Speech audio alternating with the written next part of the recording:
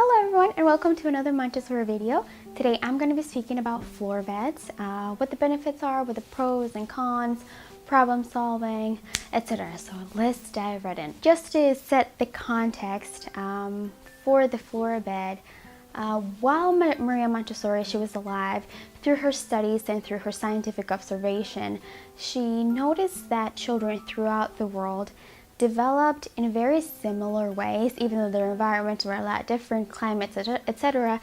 And she just took notice of these characteristics and different developmental stages. So she called these human tendencies.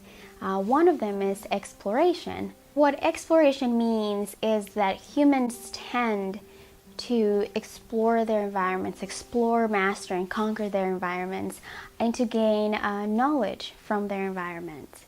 So having a floor bed fully satisfies this exploration tendency, especially in children, because they are able to be acquainted with their environment, to gain knowledge and information from it. They are able to self-construct and to adapt to environments. And not only this environment, but through the floor bed, they're able to adapt to environments outside of his room. And I'll go into detail in a minute.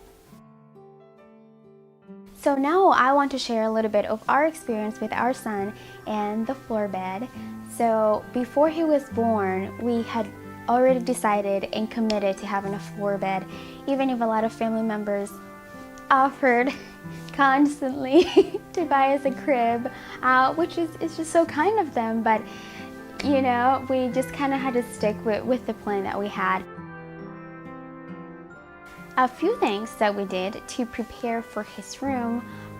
First thing was to make sure that the entire room was child-proof.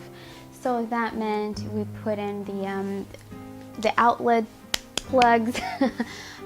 We made sure that things were clean, that there were no sharp edges, that things were securely nailed to the wall. We made sure things were clean, that there was no mold growing, that there was no chipped paint. You know, we took those things into consideration. The mattress is a twin size mattress, but you can use a crib size mattress. That's perfectly fine.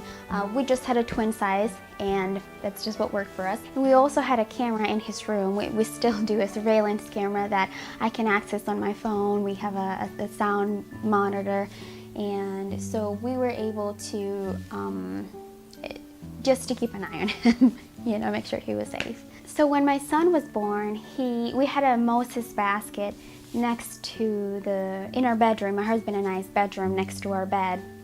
It was just easy. And when he turned 2.5 months, he was already growing out of it, and we thought it was the appropriate time to go ahead and move him to his floor bed.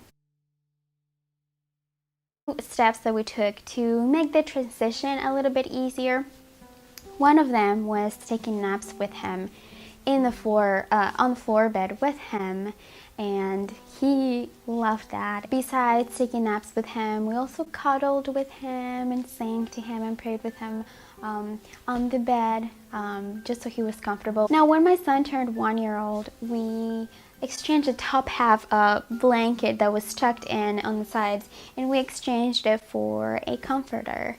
And he still has his sheets under, and then the comforter here at the top. And then I just added this guy just for extra comfort. And he has done perfectly fine, and the transition was easy. So if you're thinking about the transition and you're thinking about moving from the crib to the floor mattress, I think you'll do just great. There is nothing to be afraid of if you have taken the steps to baby-proof his room and things are safe, and I think you'll be fine. Pro number 1 is confidence through independence. And because your child doesn't need adult assistance to get in and out of bed, it strengthens his self-assurance and accomplishment. It also, to be quite honest with you, it's very easy on the back because I have babysat, and you know, I have put plenty of babies in cribs, and sometimes your back just really feels it. So this bed is a lot easier.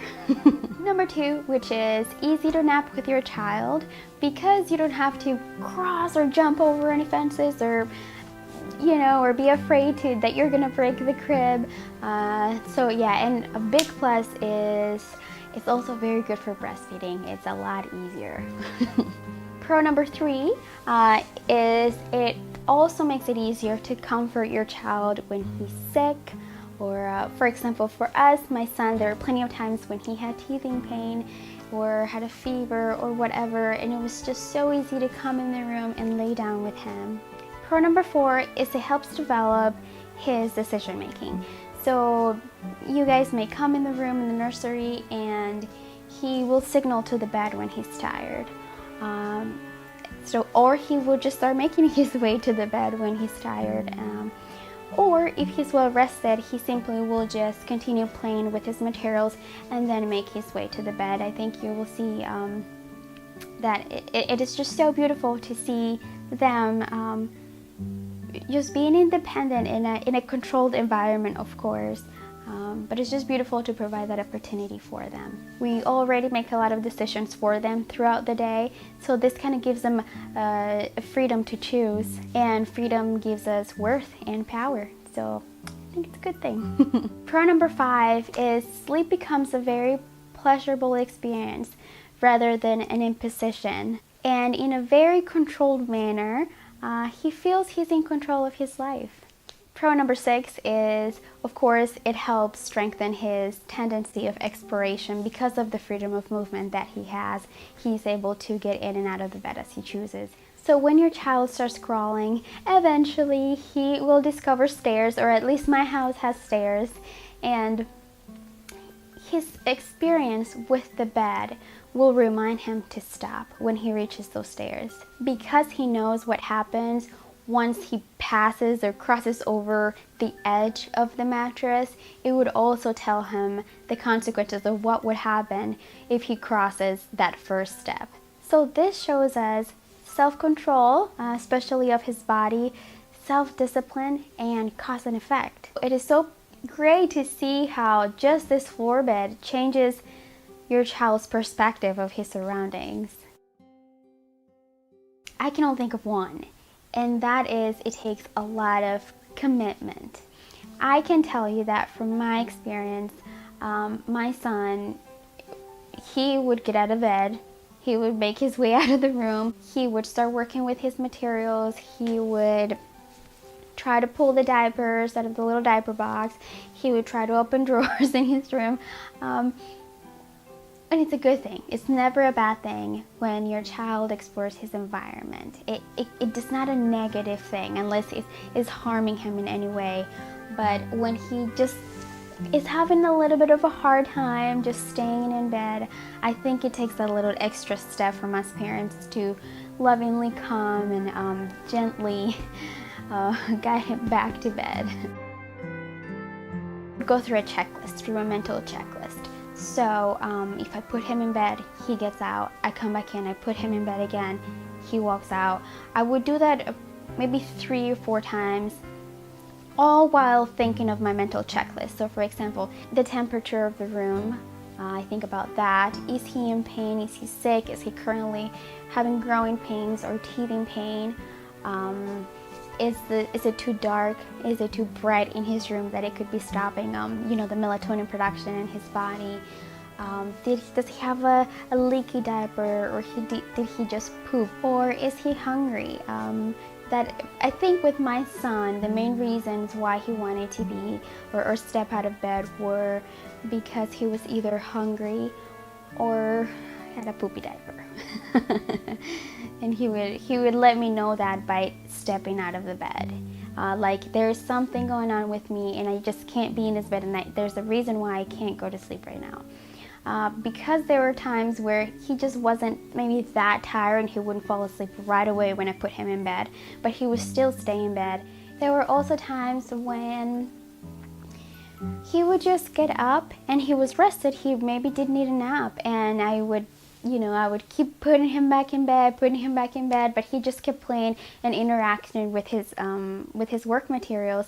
So we just skipped nap that day, and that was fine, and he was completely fine. Now there were other times where we just needed to work on obedience and discipline and learn the ins and outs of it. So I am very grateful that we had the floor bed that could teach us and have him be a little bit more acquainted with obedience and discipline, because that translates into different areas of his life, that translates into other rooms of the house, right?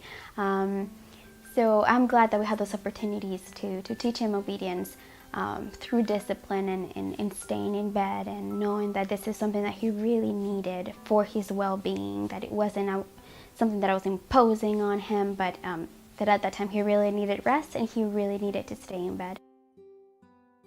Something that I just wanted to mention and to encourage you is, if you want to do this for your children and if you want to transition and you see the benefits in the floor bed, do not let this experience create fear in you, but rather be motivated by love. I think in today's age, especially as moms, we want to read all the blogs and there's so many voices out there, and we want to read all the books and be part of all the clubs.